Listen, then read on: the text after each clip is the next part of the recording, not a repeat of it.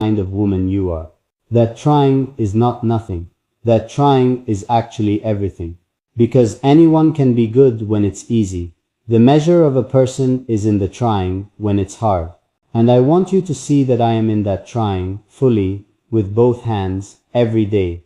I want to talk to you about love for a moment. Not love as a concept, not love as a word we throw around because we don't have a better one for a wide range of feelings. I mean real love. The specific, grown-up, fully conscious kind that two people who have both lived through enough to know better choose anyway. The kind that doesn't arrive wearing the disguise of fantasy. The kind that looks at reality squarely, at the ordinary days, and the difficult conversations, and the moments that aren't beautiful at all, and says yes, still yes. The kind of love that is an ongoing act of will, as much as it is a feeling. I believe in that love. I believe in it, not naively, not because I haven't seen what love can become when it goes wrong, but because I have seen enough, and felt enough, and survived enough to know that the real thing is worth every complicated moment it brings with it. And I want that love with you. I am saying that simply and directly because I think you deserve directness. I want it in the form of shared mornings and honest conversations and the specific comfort of knowing that someone knows you, all of you, and hasn't flinched.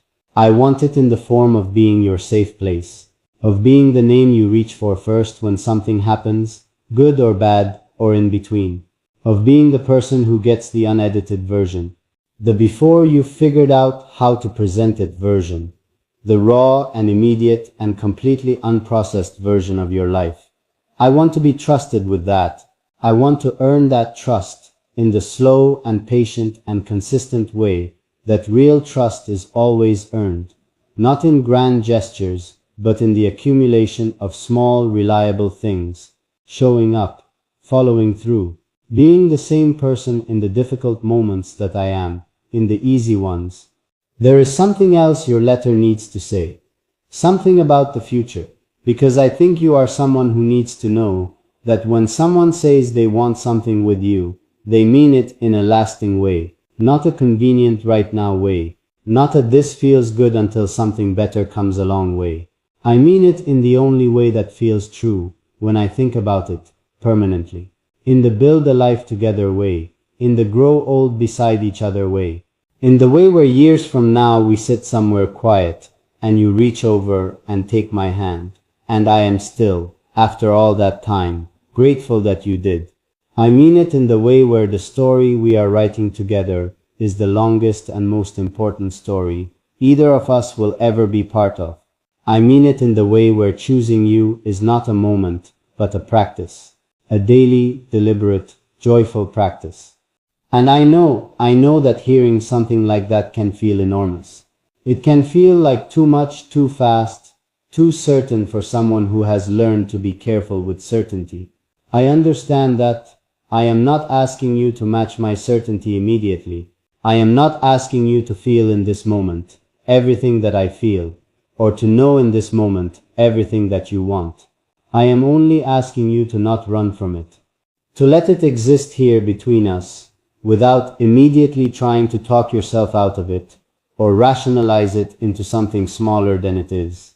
Because some things deserve to be felt at their full size before you decide what to do with them.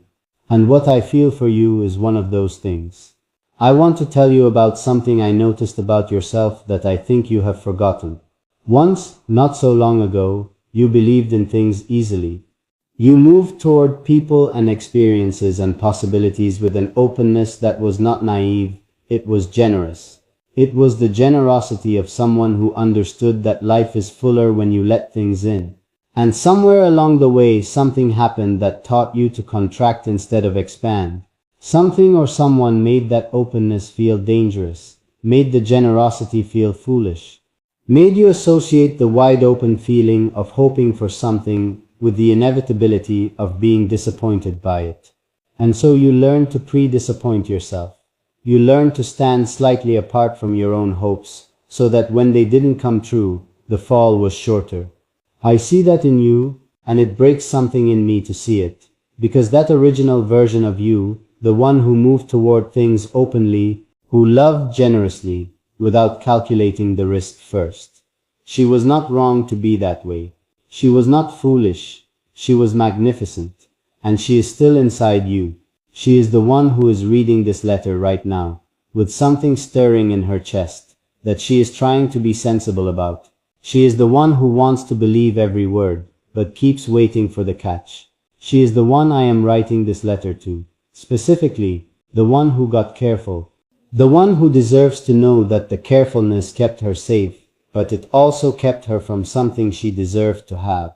Come back to the openness, baby.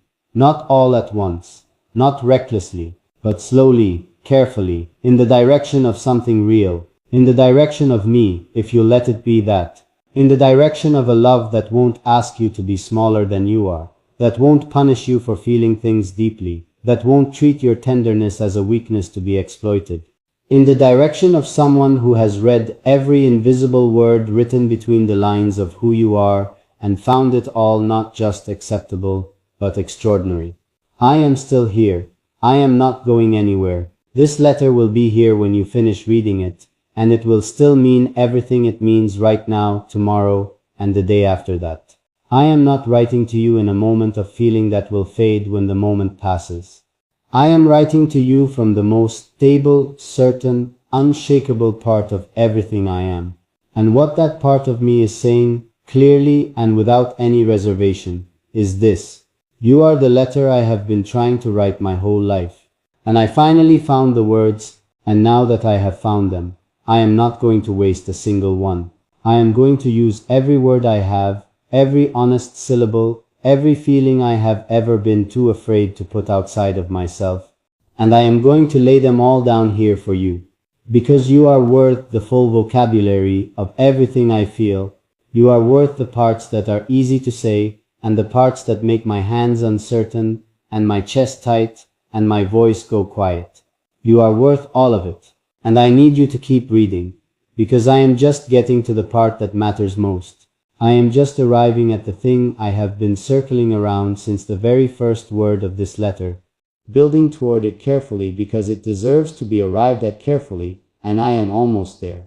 So please, stay with me just a little longer. I want to tell you about something that happened inside me recently that I have not told another living person. Not because it is dark or difficult, but because it is so purely mine, so completely personal and unperformed, that sharing it with anyone other than you felt wrong. It belongs to you. It has always belonged to you, even before I knew I was going to tell you. So here it is, offered with both hands, without anything held back. I was somewhere ordinary, doing something completely unremarkable, the kind of task that occupies your hands, but leaves your mind entirely free to wander wherever it wants to go. And my mind went to you, as it always does when it is left unsupervised. And this time, instead of just feeling the familiar warmth of thinking about you, I felt something shift, something deeper than warmth, something that moved through me slowly from the inside out, the way heat moves through something solid, not quickly, not on the surface, but all the way through, reaching every part.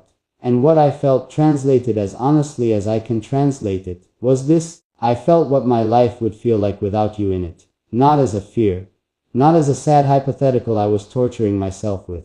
It arrived completely unbidden, like a cold draft through a room that has been warm, and it lasted only a few seconds before I pushed it away. But those few seconds were enough. Those few seconds told me everything I needed to know about the size of what this is. Because the absence of you, even imagined, even briefly, even in the middle of a completely ordinary moment, it felt like the absence of something essential. Not like losing something I enjoyed, like losing something I needed. And that distinction between want and need, between preference and necessity, that distinction is where real love lives. That is the geography of it.